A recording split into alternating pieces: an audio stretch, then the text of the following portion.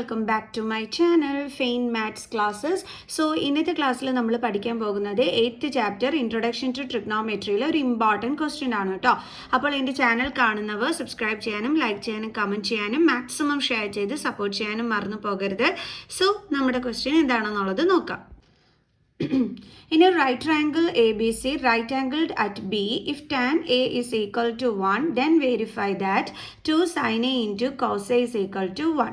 അതായത് നമ്മളടുത്ത് പറഞ്ഞിരിക്കുന്നത് ഒരു റൈറ്റ് ട്രയാങ്കിൾ ABC. അപ്പം മിസ് എന്ത് ചെയ്തു, ഒരു റൈറ്റ് ട്രയാങ്കിൾ ഇവിടെ വരച്ചു. ഓക്കെ, ഇനി എന്താ പറഞ്ഞിരിക്കുന്നത്, റൈറ്റ് ആംഗിൾഡ് അറ്റ് ബി ആണ് 90 ഡിഗ്രി എന്ന് പറഞ്ഞിട്ടുണ്ട്. റൈറ്റ് ആംഗിൾഡ് അറ്റ് ബി എന്ന് വെച്ച് കഴിഞ്ഞാൽ ബി 90 ഡിഗ്രി ആണെന്നാണ് കേട്ടോ മീനിങ്. ഓക്കെ, ഇനി നമുക്ക് എന്ത് ചെയ്യാം, റൈറ്റ് ട്രയാങ്കിളിൻ്റെ പേര് എന്താണ്, ABC. അപ്പോൾ ബാക്കിയുള്ള ആൽഫബറ്റ്സ് നമുക്ക് ബാക്കിയുള്ള രണ്ട് സൈഡിലായിട്ട് കൊടുക്കാം. ഓക്കെ, അപ്പോൾ നമുക്കറിയാം 90 ഡിഗ്രിക്ക് ഓപ്പോസിറ്റ് കിടക്കുന്ന സൈഡ് എപ്പോഴും എന്തായിരിക്കും, ഹൈപ്പോട്ടിന്യൂസ് ആയിരിക്കും. ഓക്കെ, ഇനി നമ്മളോട് എന്താണ് വെരിഫൈ ചെയ്യാൻ പറഞ്ഞിരിക്കുന്നത്, tan A 1 ആണെന്ന് നമുക്ക് തന്നിട്ടുണ്ട്. ഓക്കെ, നമ്മളോട് വെരിഫൈ ചെയ്യാൻ പറഞ്ഞിരിക്കുന്നത് 2 sin A into cos A is equal to 1. അത് വെരിഫൈ ചെയ്യാനാണ് പറഞ്ഞിരിക്കുന്നത്, പ്രൂവ് ചെയ്യാനാണ് പറഞ്ഞിരിക്കുന്നത്. അപ്പോൾ എങ്ങനെ ചെയ്യും, നമ്മൾ വെരി ഈസി ക്വസ്റ്റ്യൻ ആണ് കേട്ടോ. ഈ tan A എന്ന് പറഞ്ഞാൽ നമ്മളൊരു ഫോർമുല പഠിച്ചിട്ടുണ്ടായിരുന്നു. അതായത് നമ്മുടെ റൈറ്റ് ട്രയാങ്കിളിൻ്റെ സൈഡ്സിനെ കണക്ട് ചെയ്തിട്ട് ടാനിന് ഒരു ഫോർമുല ഉണ്ടായിരുന്നു. എന്തായിരുന്നു എൻ്റെ മക്കൾസെ ടാനിൻ്റെ നമ്മുടെ ഫോർമുല എന്ന് പറയുന്നത്, tan theta is equal to opposite by adjacent അല്ലേ, നമ്മൾ പഠിച്ചിട്ടുള്ള കാര്യമാണ്. അല്ലെങ്കിൽ നമുക്ക് പറയാം പെർപെൻഡിക്കുലാർ ബൈ ബേസ് എന്ന് പറയാം. സ്കൂളുകളിൽ പെർപെൻഡിക്കുലാർ ബൈ ബേസ് പഠിപ്പിച്ചിട്ടുള്ള കുട്ടികൾ അത് വെച്ചിട്ട് ചെയ്യുക, opposite side by adjacent side പഠിപ്പിച്ചിട്ടുള്ള കുട്ടികൾ അത് വെച്ചിട്ട് ചെയ്യുക. ഈ ഓപ്പോസിറ്റ് സൈഡ് തന്നെയാണ് എന്തെന്ന് പറയുന്നത്, പെർപെൻഡിക്കുലാർ എന്ന് പറയുന്നത്. അഡ്ജസൻറ്റ് സൈഡ് തന്നെയാണ് നമ്മൾ ബേസ് എന്നും പറയുന്നത്. ഓക്കെ, അപ്പോൾ നമ്മുടെ ഫോർമുല എന്താണ്, ഓപ്പോസിറ്റ് സൈഡ് ബൈ അഡ്ജസൻറ്റ് അല്ലേ. ഓപ്പോസിറ്റ് സൈഡ് ബൈ അഡ്ജസൻറ്റ് ആണ് എന്തെന്ന് പറയുന്നത്, നമ്മുടെ ടാൻ എന്ന് പറയുന്നത്. ഓക്കെ, ഇസ് ഈക്വൽ ടു എന്താണ്, 1 ആണ്. അപ്പം നമുക്ക് ഈ ഈ ആംഗിൾ എനെ വെച്ചിട്ടാണ് നമ്മൾ ഈ ഒരു റൈറ്റ് ട്രയാങ്കിളിൽ ഓപ്പോസിറ്റ് സൈഡും അഡ്ജസൻറ്റ് സൈഡും നമ്മൾ നോക്കേണ്ടുള്ളത്. ഓക്കെ, അതായത് ഇതാണ് നമ്മുടെ ആംഗിൾ എ എന്ന് പറയുന്നത്. അപ്പോൾ ഇതിൻ്റെ ഓപ്പോസിറ്റ് കിടക്കുന്ന സൈഡിനെയാണ് നമ്മൾ എന്തെന്ന് പറയുന്നത്, ഓപ്പോസിറ്റ് സൈഡ് എന്ന് പറയുന്നത്. ഓപ്പോസിറ്റ് സൈഡ് അല്ലെങ്കിൽ നമ്മൾ പറയും പെർപെൻഡിക്കുലാർ എന്ന് പറയും. ഓക്കെ, ഇനി നമ്മുടെ ഈ എയിനോട് ചേർന്ന് കിടക്കുന്ന സൈഡിനെ നമ്മൾ എന്തെന്ന് വിളിക്കും, അഡ്ജസൻറ്റ് അല്ലെങ്കിൽ നമ്മൾ പറയും ബേസ് എന്ന് പറയും. പിടികിട്ടി എൻ്റെ മക്കൾസിന്. അപ്പം എനെ സംബന്ധിച്ചിടത്തോളം ഉള്ള ആ ഒരു ഓപ്പോസിറ്റ് സൈഡും അഡ്ജസൻറ്റ് സൈഡും ആണ് നമ്മൾ നോക്കേണ്ടത്. ഏത് ആംഗിളാണോ പറയുന്നത് അതിനെ വെച്ചിട്ട്. അപ്പോൾ ഇവിടെ എ പറഞ്ഞുകൊണ്ട് അതിൻ്റെ ഓപ്പോസിറ്റ് കിടക്കുന്നത് ഓപ്പോസിറ്റ് സൈഡ്, അതിനോട് ചേർന്ന് കിടക്കുന്നത് അഡ്ജസൻറ്റ് സൈഡ്. ക്ലിയർ? സോ അപ്പോൾ നമ്മുടെ ഓപ്പോസിറ്റ് സൈഡ് ഏതാണ്, BC. ഓക്കെ, ഡിവൈഡഡ് ബൈ നമ്മുടെ അഡ്ജസൻറ്റ് സൈഡ് ഏതാണ്, AB ഇസ് ഈക്വൽ ടു എന്തെന്ന് കിട്ടി നമുക്ക്, 1. അപ്പോൾ നമുക്ക് ദേ AB 1 കൂടി ക്രോസ് മൾട്ടിപ്ലൈ ചെയ്തൂടെ. അപ്പോൾ BC is equal to AB into 1 എന്ന് വെച്ചാൽ എന്താണ്, AB. സോ നമുക്ക് BCയും AB അപ്പോൾ എന്താണെന്ന് കിട്ടി, ഈക്വൽ ആണെന്ന് കിട്ടി. ഇനി നമുക്ക് BCയുടെയും ABയുടെയും വാല്യൂ ഒന്നും അറിഞ്ഞുകൂടാത്തത് കൊണ്ട് നമുക്ക് BCക്കും ABക്കും വാല്യൂ എന്തെന്ന് കൊടുക്കാം, K എന്ന് എടുക്കാം. ഓക്കെ, അതാണ് മിസ് ഇവിടെ BC is equal to AB is equal to K എന്ന് എടുത്തത്. അതായത് മിസ് BCക്ക് K എന്ന് കൊടുത്തു വാല്യൂ. ഓക്കെ, ഇവിടെ നമ്മൾ BC ഈ BCക്ക് നമ്മൾ K എന്ന് വാല്യൂ കൊടുത്തു. അതേ കണക്ക് തന്നെ AB അല്ലേ, ABക്ക് നമ്മൾ എന്താണ് വാല്യൂ കൊടുത്തത്, K. അപ്പോൾ കണ്ടല്ലോ, ഇത് രണ്ടും എന്താണ്, K ആണ്. അപ്പോൾ നമുക്ക് BCയുടെയും വാല്യൂ കിട്ടി, ABയുടെയും വാല്യൂ കിട്ടി. നമുക്ക് ഹൈപ്പോട്ടിന്യൂസ് എന്താണെന്ന് അറിയോ, ഇല്ല.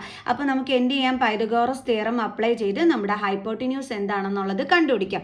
അത് എന്തിനു വേണ്ടിയിട്ടാണെന്ന് ചോദിച്ചു കഴിഞ്ഞാൽ നമുക്ക് സൈനയുടെയും കോസയുടെയും വാല്യൂ കണ്ടുപിടിച്ചാലേ നമുക്ക് മൾട്ടിപ്ലൈ ചെയ്യാൻ പറ്റത്തുള്ളൂ. ഇവിടെ ഡോട്ട് ഇടുക എന്ന് വെച്ചാൽ എന്താ അതിൻ്റെ മീനിങ് എന്നറിയാവോ, ഇൻറ്റു എന്നാണേ. ഓക്കെ, അപ്പോൾ ഈ സൈനയുടെയും കോസയുടെയും വാല്യൂ കണ്ടുപിടിക്കുന്നതിന് വേണ്ടിയിട്ടാണ് നമ്മൾ ഹൈപ്പോട്ടിന്യൂസ് കണ്ടുപിടിക്കുന്നത്. എന്തെന്ന് വെച്ചാൽ നമ്മുടെ സൈൻ്റെ ആ ഒരു ഫോർമുല എന്താണെന്ന് പറഞ്ഞു കഴിഞ്ഞാൽ ഓപ്പോസിറ്റ് സൈഡ് ബൈ ഹൈപ്പോട്ടിന്യൂസ് ആണ് ഫോർമുല എന്ന് പറയുന്നത്. അപ്പോൾ ഹൈപ്പോട്ടിന്യൂസ് ഉണ്ടെങ്കിലല്ലേ നമുക്ക് സൈനിൻ്റെ വാല്യൂ കണ്ടുപിടിക്കാൻ പറ്റൂ. ഓക്കെ, ക്ലിയർ ആണേ. അപ്പോൾ നമുക്ക് എഴുതാം ബൈ പൈതഗോറസ് തിയറം എന്താണ് അതിൽ പറയുന്നത്? Hypotenuse square is equal to base square plus altitude square is equal to. ഇനി നിങ്ങൾ നോക്കിക്കോ, നമ്മുടെ ഈ ഒരു റൈറ്റ് ട്രയാങ്കിളിനെ വെച്ചിട്ട് മിസ് ആ റൈറ്റ് ട്രയാങ്കിൾ ഒന്നും കൂടി ഇത് ഇങ്ങോട്ടെടുത്ത് വരയ്ക്കാം. ഇതാണ് നമ്മുടെ റൈറ്റ് ട്രയാങ്കിൾ എന്ന് പറയുന്നത്. Okay, A B C. അതിൽ ബി എന്താണ്? 90 ഡിഗ്രിയാണ്. അതിന് ഓപ്പോസിറ്റ് കിടക്കുന്നത് എന്താണ്? Hypotenuse.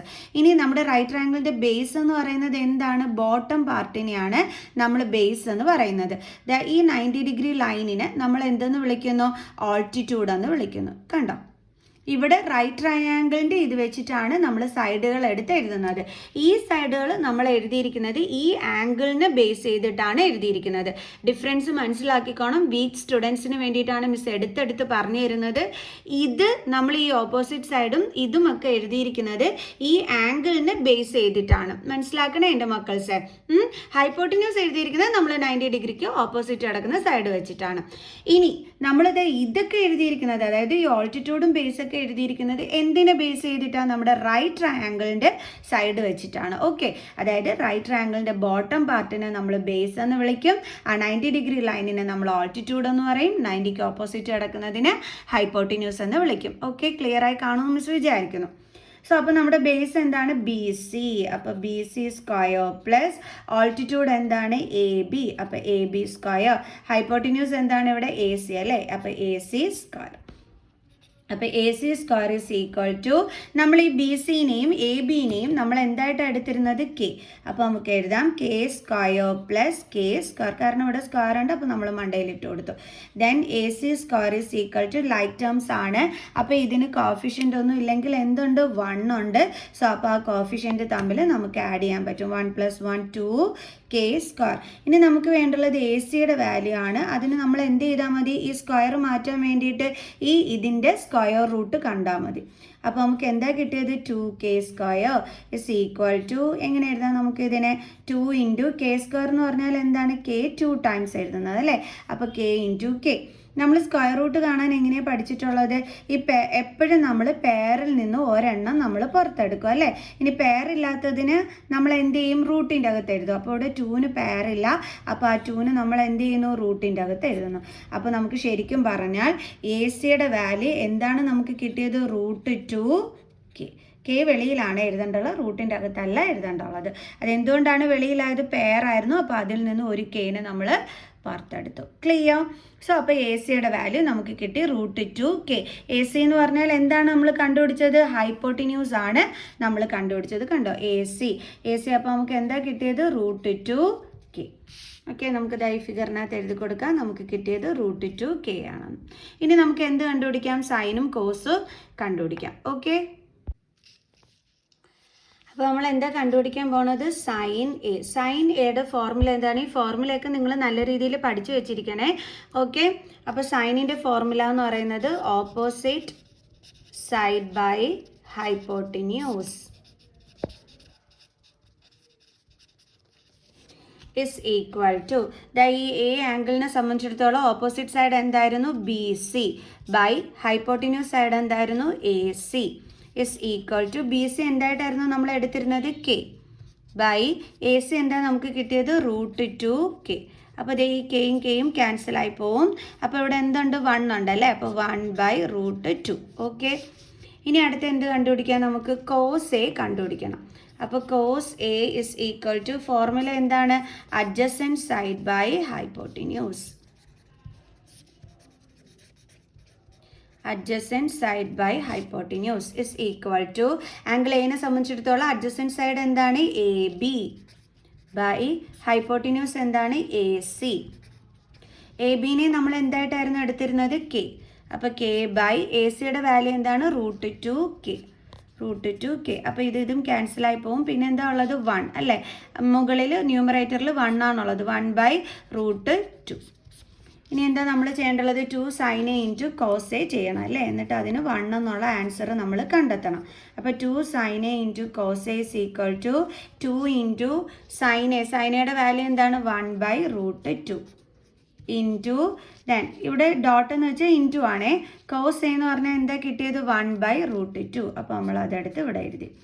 Is equal to 2 into 1 into 1 എന്താണ് 2 തന്നെയാണ്. ദെൻ അല്ലേ, നമുക്ക് ഈ 2 ഇങ്ങനെ തന്നെ എഴുതാം. ഓക്കെ, ദെൻ 1 ഇൻറ്റു 1 എന്താണ് 1 ബൈ √2 ഇൻറ്റു √2 എന്താണ് 2. ഇങ്ങനെ മൾട്ടിപ്ലൈ ചെയ്യുന്നതാണ് ഈസി. അതായത് 2 എടുത്ത് അതേപോലെ എഴുതി, ദെൻ ഇൻറ്റു 1 ഇൻറ്റു 1 എന്താണ് 1 ബൈ √2 ഇൻറ്റു √2 എന്താണ് 2 ആണ് ആൻസർ.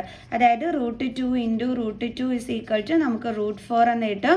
ഈ 4 ഏത് നമ്പറിൻ്റെ സ്ക്വയർ ആണ്? 2ൻ്റെ ആണ്. അപ്പോൾ ആൻസർ എന്ത് വരും? 2.